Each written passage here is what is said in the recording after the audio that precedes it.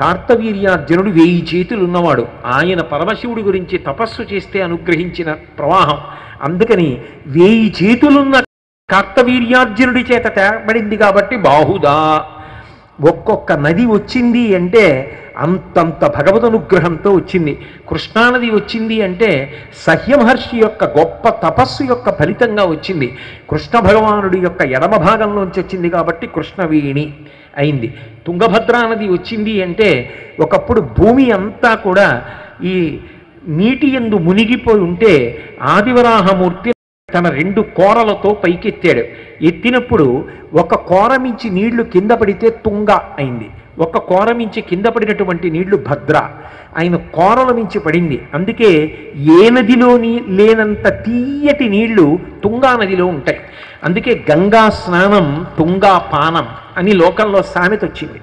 తుంగభద్ర ఆయన యొక్క కోరలలోంచి వచ్చింది. సరస్వతి సరస్సులతో కూడి ఉంటుంది. చదివినటువంటి చదువు మననం చేస్తూ ఉండాలి, మళ్ళీ ఒకసారి జ్ఞాపకం చేసుకుంటూ ఉండాలి, స్మరిస్తూ ఉండాలి. అంతేకాని ఎప్పుడో ఓసారి చదివేసి వదిలేసి దాని జోలికి వెళ్ళలేదనుకోండి, ఆమ్నాయం లేని విద్య సభలో జ్ఞాపకానికి రాదు. భూపసభాంతరాళ బల పుష్కళమచ్యుతురత్వమాజి మహాపటు శక్తియున్యశమనందరురక్తియు ప్రకృతి సిద్ధ గుణంబులు సజ్జనాళి కిందంటాడు భర్తృహరి. సభలో తడువుకోకుండా విషయాలు అలా జ్ఞాపకానికి రావాలి అంటే ఆమ్నాయం ఉండాలి, స్మరిస్తూ ఉండాలి. సరస్సులు అది సరస్వతి అంతర్లీనం, అందుకే లోపల ప్రవహిస్తుంది సరస్వతి. ఎక్కడో ఉత్తర భారతదేశంలో ఉంటుంది. కపిల మహర్షి యొక్క జీవిత వృత్తాంతం చదివితే అసలు ఆ సరస్వతీ నది గురించి భాగవతంలో చదువుతుంటే ఆశ్చర్యపోతాం. అంతర్వాహిని త్రివేణీ సంగమంలో సరస్వతీ కటాక్షం పైకి తెలియదు, లక్ష్మీ కటాక్షం ఉంది అంటే ఒప్పుకోడు, సరస్వతీ కటాక్షం లేదంటే ఒప్పుకోడు. మీరు చూడండి లోకంలో, అయ్యో మీ దగ్గర చాలా డబ్బు ఉందండి, ఇంత పెద్ద భవంతి ఉంది అన్నారు అనుకోండి, ఆ నా మొహం ఏముందండి వడ్డీ రావట్లేదు, ఏదో పెద్దవాళ్ళు చేసిన వ్యాపారం మానేస్తే బాగుండదని చేస్తున్నానంటాడు. లక్ష్మీ కటాక్షం ఉందిరా అంటే ఒప్పుకోడు, సరస్వతీ కటాక్షం లేదురా అంటే ఒప్పుకోడు. అయ్యా నీకు తెలియదులే నువ్వు ఉండు అన్నారు, ఏడు తెలియదు నీకు తెలుసా అంటాడు. సరస్వతీ కటాక్షం లేదురా అంటే ఒప్పుకోడు, లక్ష్మీ కటాక్షం ఉందిరా అంటే ఒప్పుకోడు. లోకంలో అదో విచిత్రం. సరస్వతి అంతఃప్రవాహం, పైకి కనపడదు. డబ్బున్నవాడైతే ఏదో ఉంగరాలు, మెళ్ళో గొలుసులు, చేతులకు పెట్టుకున్నవి ఇంకోటి వల్ల తెలుస్తాయేమో.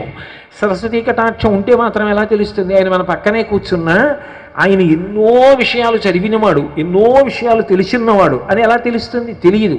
ఆయన నోరు విప్పితే తెలియాలంతే. అక్కర్లేని పనిగా అదే పనిగా ఎక్కడ కూర్చుంటే అక్కడ మాట్లాడుతుంటాడా ఏమి? అలా ఏం మాట్లాడరు.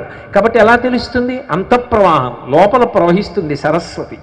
కాబట్టి సరస్వతి అద్భుతమైనటువంటి నది. నేను ఎన్ని నదులని చెప్పను? భారతదేశంలో మీరు ఏ నదిని స్మరించండి దానికి ఋషి స్పర్శ ఉంటుంది. శ్రీకాళహస్తిలో సువర్ణముఖరి ఉంది. అగస్త్య మహర్షి తోటి ఋషుల్ని అడిగాడు, ఎక్కడి నుంచి తీసుకురా అని అడిగాడు. పర్వతం ఇదని అడిగాడు. మమ్మల్ని అడుగుతూ ఏంటి, మాకు తెలియదు, వినాయకుడిని అడిగన్నారు. పాతాళ గణపతిని అడిగాడు. పాతాళ గణపతి మరిచిపోయావా, ఇత పూర్వం నువ్వు దాటొచ్చిన బ్రహ్మగిరి దగ్గర నుంచి తీసుకురా అన్నాడు. బ్రహ్మగిరి నుంచి ప్రవహింపజేశాడు. బంగారు రంగుతో వచ్చింది. సువర్ణముఖరి అగస్త్యుడి చేత స్తోత్రం చేయబడింది. సువర్ణముఖరి నది అయింది. ఋషి స్పర్శ, ఈశ్వర స్పర్శ పరమశివుడి యొక్క జటాజూటం నుంచి పుట్టింది. అలాగే పరమేశ్వరుడు నందీశ్వరుడికి ప్రమదగణాలన్నింటికీ కూడా ఆధిపత్యం ఇచ్చాడు. ఆధిపత్యం ఇచ్చి పట్టాభిషేకం చేసేటప్పుడు ఆయన జటలోంచి ఒక జటని పెరికి అక్కడ ఉన్న శిలకేసి కొట్టాడు. అందులోంచి జలం వచ్చింది. ఆ నీటితో తడిపి మూర్ధాభిషిక్తుణ్ణి చేసి పట్టాభిషేకం చేశాడు గణాధిపత్యం ఇచ్చి. జటని పెరికినప్పుడు పుట్టింది కాబట్టి జటోదక అని పేరు. అలా ఆయన జటని పెరికితే 5 ప్రవాహాలు ఏర్పడ్డాయి. శిల మీద కొట్టినప్పుడు 5 వైపులు 5 ప్రవాహాలు వెళ్ళాయి. ఒకటి జటోదక, ఒకటి సుతోయ, ఒకటి వృషధ్వని, ఒకటి త్రిశ్రోత, ఒకటి జంబు. 5 నదులు ఏర్పడ్డాయని శివమహాపురాణంలో నందికేశ్వర పట్టాభిషేకంలో 5 నదుల వృత్తాంతాన్ని చెప్తారు. అసలు రామాయణం బాలకాండ చదువుతుంటే సరయూ దగ్గర నుంచి శోణ, తామ్రపర్ణి ఈ నదులన్నీ ఎలా వచ్చాయో, ఋషుల యొక్క కటాక్షం ఏమిటో, భగవత్ స్పర్శ ఎలా ఉందో చెప్తారు. ఇప్పుడు చెప్పండి, మనం ఎంత అదృష్టవంతులం.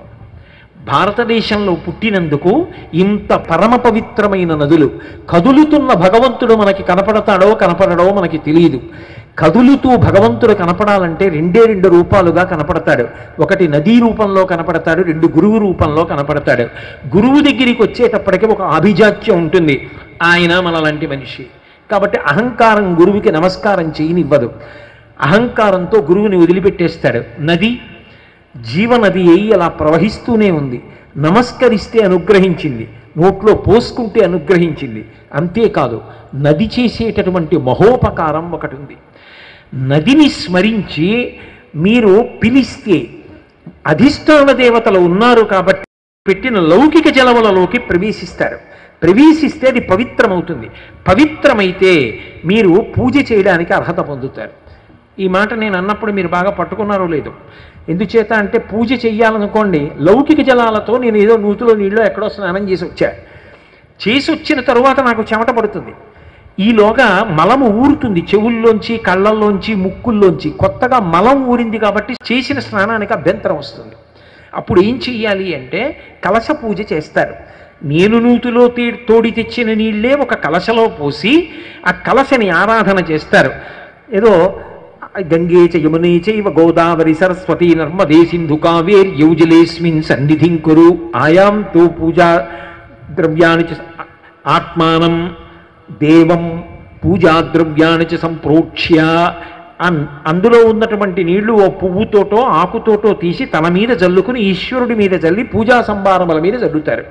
కలశ పూజ చేస్తే నీళ్లల్లో కప్పలు పీతలు చేపలు మొదలైనవి తాగి విడిచిపెట్టి అందులోనే తిరుగుతూ మలమూత్రములు విసర్జించినప్పుడు కలుషితమై ఎంగిలి అయినటువంటి నీటి దోషం పోతోంది.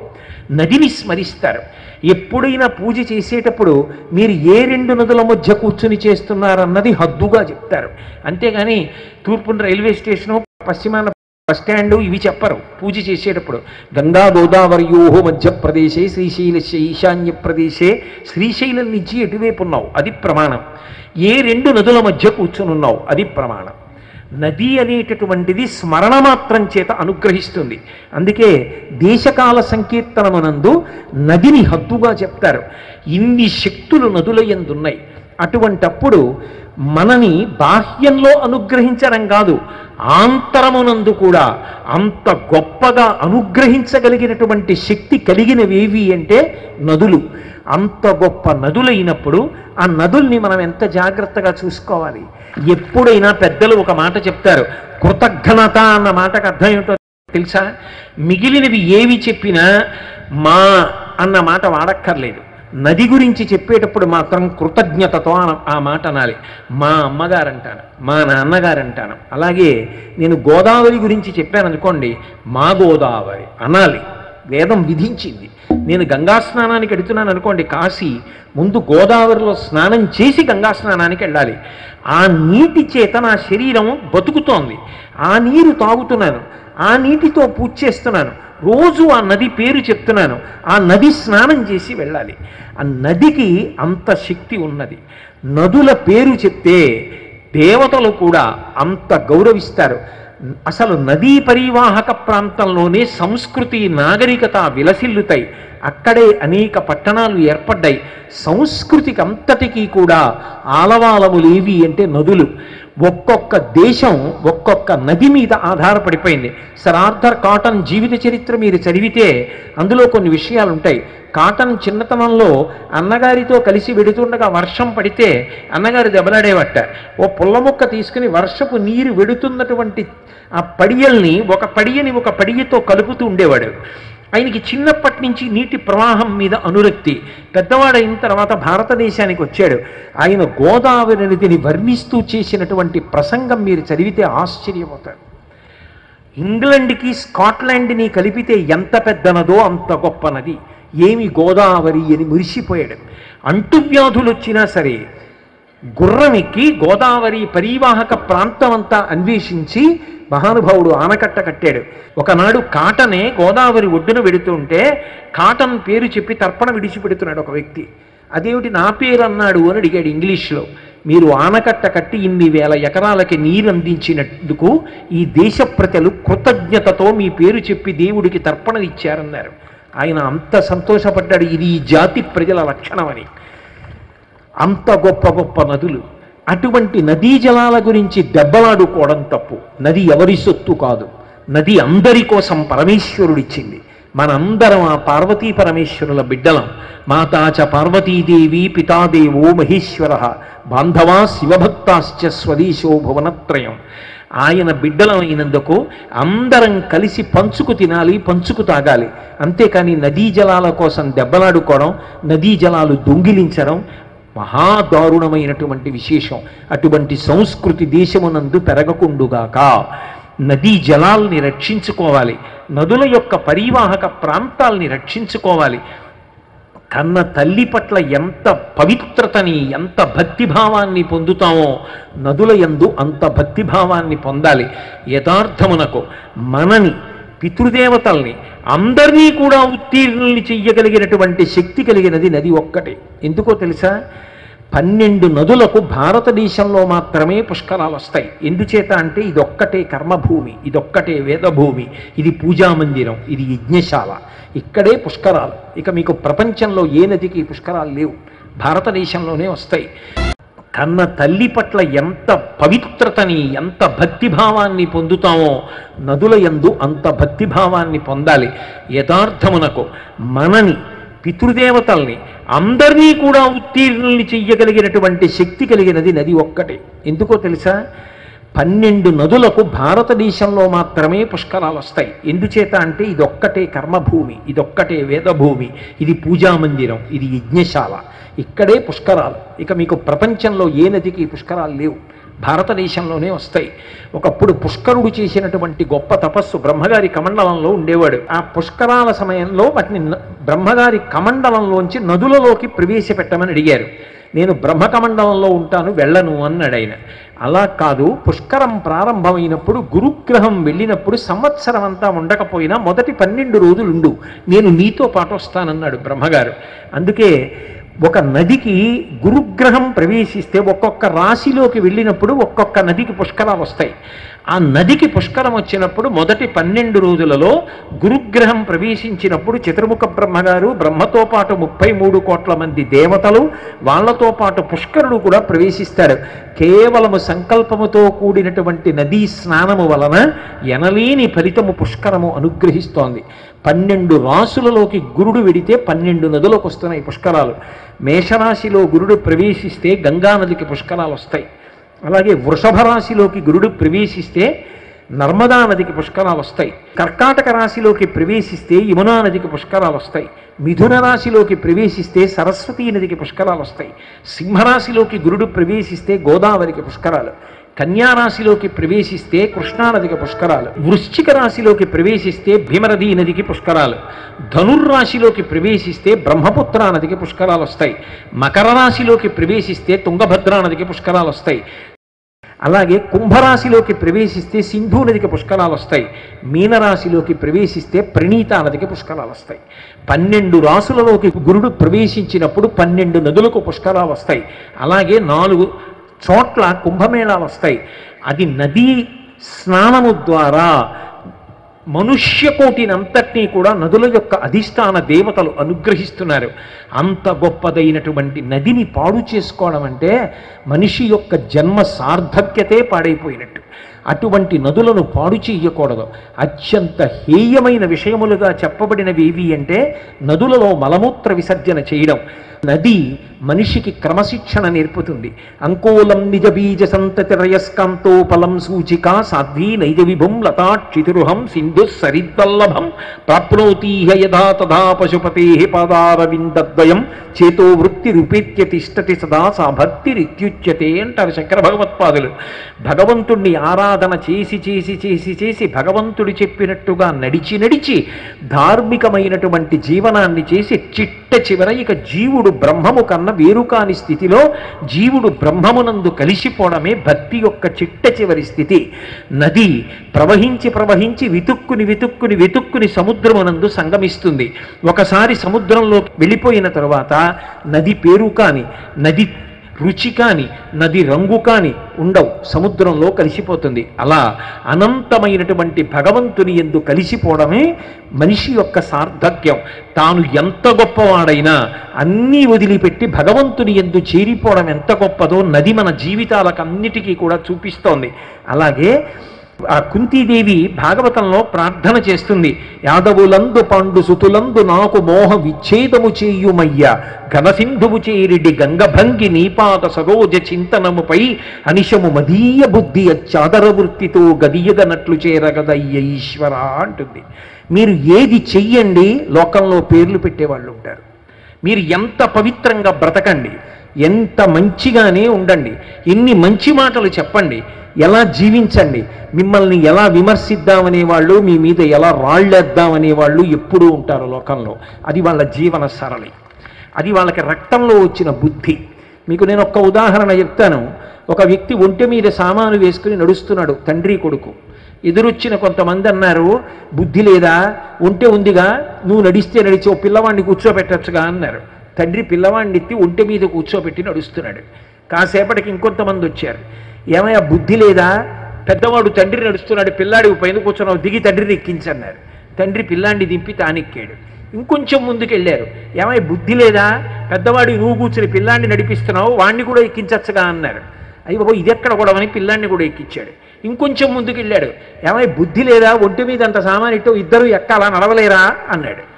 ఓహో, ఏం చేసినా లోకం ఇలాగే ఉంటుందన్నమాట. లోకానికి ఏం చేసినా అందరికీ నచ్చడం ఉండదు. అలా మీరు ఏం చెయ్యండి, లోకంలో కొంతమందికి పేర్లు పెట్టడం అలవాటు, అది వాళ్ళ సంస్కృతి.